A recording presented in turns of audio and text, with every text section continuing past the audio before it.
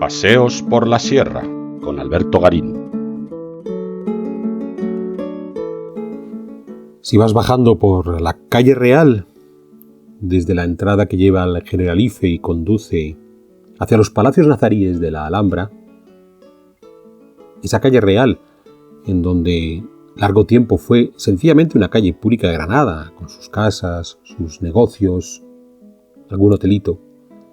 nos encontramos, insisto, bajando hacia los palacios nazaríes, a la derecha, una pequeña puerta inserta dentro de un edificio de ladrillo, con un cartel que pone Baño de la Mezquita, y que en realidad forma parte de la que a comienzos del siglo XX era conocida como la Taberna de Polinario, regentada por Antonio Barrios, a quien sus amigos llamaban el cónsul general de la Alhambra, y que como tal taberna era un lugar de encuentro social donde se celebraban las tertulias más animadas de esa ciudad de Granada. Es curioso porque si entramos aún podemos ver claros restos estructurales de lo que un día en efecto fueron baños de este sector de la Medina de la Alhambra, más allá de que gracias a sus condiciones térmicas la familia Barrios lo utilizase como taberna. No es la única que le ocurrió en la Alhambra que los baños se reconvirtieran en tabernas. Lo interesante está en que no solamente fue un espacio de encuentro social de los tertulianos de esa Granada de comienzos del siglo XX, sino que el hijo de Antonio Barrios, Ángel Barrios, fue un eminente músico, que además fue de quien consiguió que otros ilustres, comenzando por Falla, pero también gentes como Lorca, acudieran a la taberna de su padre a esos encuentros sociales. Insisto, en buena parte de lo que fue esa primitiva casa y taberna de la familia Barrios, aún podemos ver los restos de ese baño de época nazarí, con sus diferentes ambientes de piscinas de agua fría, templada, caliente, esas cúpulas con aperturas estrelladas por donde el vapor de las estancias caldeadas podía emerger, pero que en un momento dado no solamente se va a reconvertir en esa casa de la familia Barrios, sino que más tarde la familia lo va a legar a la institución de la Alhambra de Granada hasta convertirse en lo que hoy se conoce como el legado museo de Ángel Barrios, que no solamente incluye esta parte de la estructura arquitectónica donde podemos seguir viendo los restos de ese primitivo baño, sino la propia casa de la familia Barrios, otro de los anexos pegado a este antiguo baño,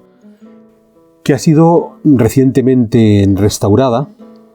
por el arquitecto Juan Domingo Santos y que ha permitido recuperar no solamente la propia estructura de los baños de la época nazarí, sino otros espacios asociados a la casa de los Barrios que habían quedado un tanto diluidos, como un hermoso jardín con alberca que quedaba en la parte posterior de la casa y que hoy forma parte de todo este espacio museográfico de exhibición que se ha incluido en la Alhambra. Es muy curioso porque, insisto, dado que se sitúa sobre esta calle Real, donde lo que tenemos son un montón de tiendas de souvenirs, algún hotel, incluso pueden pasar vehículos a motor, y los turistas caminan deprisa viniendo desde el Generalife hacia los palacios nazaríes, o al contrario, desde los palacios nazaríes hacia el Generalife, no es un lugar en el que uno se detenga tranquilamente a verlo y que sin embargo merece la pena por los restos arquitectónicos conservados de época nazarí, por esa recuperación que se ha hecho de este curioso jardín de la alberca en la parte posterior,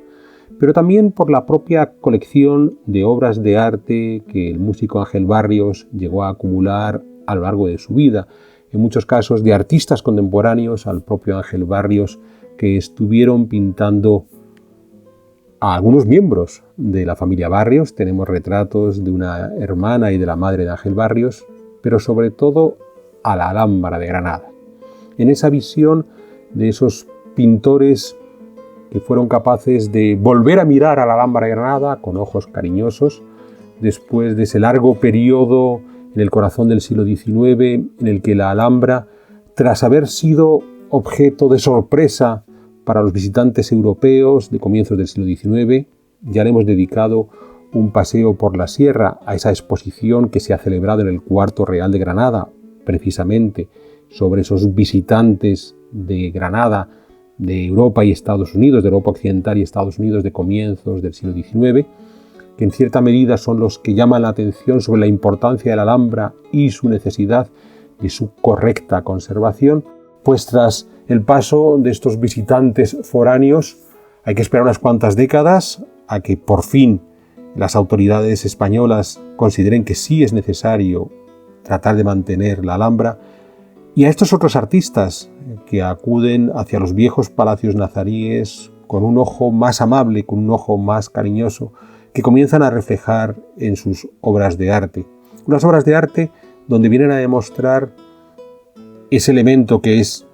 indisociable de cualquier visita de la Alhambra de Granada, y es que es una arquitectura a la vez de fábrica, una arquitectura de ladrillo y de piedra, y es una arquitectura natural, es una arquitectura vegetal, es una arquitectura de jardines. Y no podemos concebir la Alhambra de Granada disociándola de su espacio ajardinado. En esto resulta muy llamativo, porque podemos recorrer el mundo visitando una gran cantidad de monumentos, quedándonos incluso sin llegar a entender el paisaje natural en el que en un momento dado pudieron estar ubicados. Hasta qué punto somos conscientes de muchas de estas iglesias rurales que estaban en un entorno agrícola bien definido. Pero es que sí, pensamos en muchos de los grandes monumentos de los ámbitos urbanos que en gran medida han quedado enclaustrados al interior de las ciudades contemporáneas, esas catedrales que están rodeadas de edificios contemporáneos. Ahí la presencia de un paisaje natural es inexistente.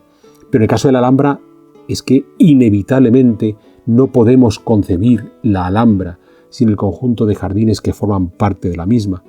Y esto es lo que por fin estos pintores españoles de comienzos del siglo XX pudieron entender, que era necesario asociar la Alhambra a sus jardines. Hay cuadros de José Sádava, de Enrique Igualruiz, de Santiago Rusiñol, de Ismael González de la Serna, de José María López Mezquita, Antonio Barrios Tamayo, Gustavo Vacarisas, bien, todo un grupo de artistas que por fin entendieron la necesidad de no tanto dar una visión romántica de la Alhambra como un sitio tradicional donde aún era posible encontrar unos modos de vida que quizás habían ido desapareciendo en otros lugares y que evocaba un momento de prestigio asociado a los sultanes nazaríes. No es eso lo que vamos a ver en estos cuadros. En ese sentido es muy interesante las obras que el propio Ángel Barrios fue reuniendo, como esa visión de la Alhambra como un conjunto monumental en el que a la belleza arquitectónica desarrollada por los nazaríes a lo largo de los siglos XIV y XV era necesario e indispensable unir el paisaje, unir el jardín, unir esa naturaleza controlada que son los jardines, porque sólo de esa manera se puede entender el espíritu de la Alhambra. Un espíritu que a partir de ahí, en los restauradores que van a intervenir durante el siglo XX, desde las ideas iniciales de Velázquez Bosco, al gran trabajo de Torres Balbás, a las ideas muy novedosas de Pietro Moreno, todos ellos lo que van a entender es la necesidad de incorporar el paisaje jardín a la Alhambra. Claro, el resultado está que cuando vemos estos cuadros de estos artistas de comienzos del siglo XX, se alejan mucho de las visiones mucho más románticas que habían tenido esos otros artistas europeos de comienzos del siglo XIX, que viajaban a Granada buscando la tradición, lo auténtico, lo vernáculo, ese mundo oriental inserto en Europa. Y por supuesto en esta lista de artistas que acudieron a Granada no podía faltar Joaquín Sorolla, que hizo varias estancias en la ciudad de Granada, pero que curiosamente Ángel Barrios no tenía ningún cuadro asociado a Sorolla. Bueno, por fin ya lo tenemos. Desde septiembre de 2015, el Patronato de la Alhambra de Granada logró adquirir una de esas obras de Sorolla de la Alhambra, y ahora sí, ya tenemos a todo el repertorio de esos artistas españoles que aprendieron a comienzos del siglo XX a mirar la Alhambra de Granada como ese conjunto monumental donde el jardín es una parte indispensable del monumento.